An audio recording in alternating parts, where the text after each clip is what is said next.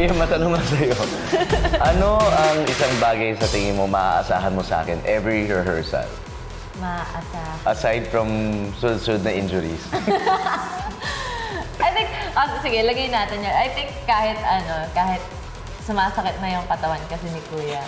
As in, kaya pa rin niyang, nilalaban talaga niya every time. Like, especially kapag nagbubuhatan na. As in, dun talaga wala akong worry dun sa part na yan. Actually, pinag-usapan ka namin kapa ni Coach April.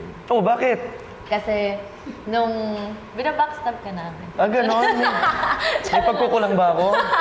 Hindi, kasi every time na nagre-rehearse tayo, parang yung mga buhat ni Kuya Rocco, as in sabi ni Coach April, very stable talaga. So, kaya din dito sa piyesang ito, parang sobrang naging confident siya to put anything na pwedeng ilagay kasi confident siya na kaya ni Kuya Rocco. So, yeah, ayun, na kahit sumasakit na yung katawan and everything, kayang-kaya pa rin.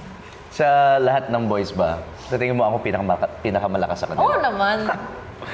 I know, right?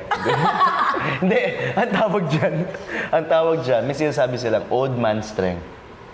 Alam mo ba yun? Hindi ba dad strength yun? Oo, kasi nahahasa yung Pansin ko, when I do sparring sa jiu-jitsu or judo, yung kapag may kalaban akong mas may edad sa akin, iba ang lakas ng... totoo. Iba ang lakas. I don't know kung alam niyo to Pero yung may sinasabi siyang old man strength.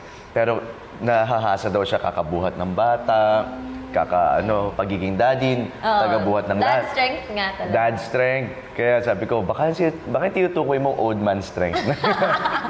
Pero yun nga, siguro, ako kasi nahihiya ako. Nahihiya ako sa mga kapartner ko, katulad sa'yo, tsaka kay coach, kapag hindi ako nakaka-deliver. Tapos, yun nga, nagsusunod-sunod na yung mga injuries ko.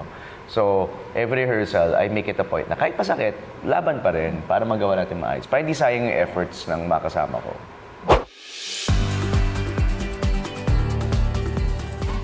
Anong maaasahan mo sa akin every rehearsal? Yung commitment mo. Minsan sobrang aga ka dumating. Tapos, malaking bagay yun. Kasi pag kunyari dumating ako, even if on time ako, tapos andyan ka na, nakikita ko yung commitment mo na nakakatulong sa mindset ko, tsaka sa coach. So, tawag dito, from that pa lang, nakikita mo yung eagerness to learn. Tapos kahit medyo awkward yung genre, hindi mo hinahayaan na ano ba yan? Parang hindi ko magawa talaga. Talagang ginagawa niya ng paraan na makuha yon. So, I'm so happy ikaw yung ka-final duo ko. Yeah. Sana happy ka ako yung final Yes, duo. of course. Kasi minsan nahihiya ako, naku, dami ko ng injury. Baka nagsisisi na siya Pero sa akin. nga, So, I think din talaga lumalabas yung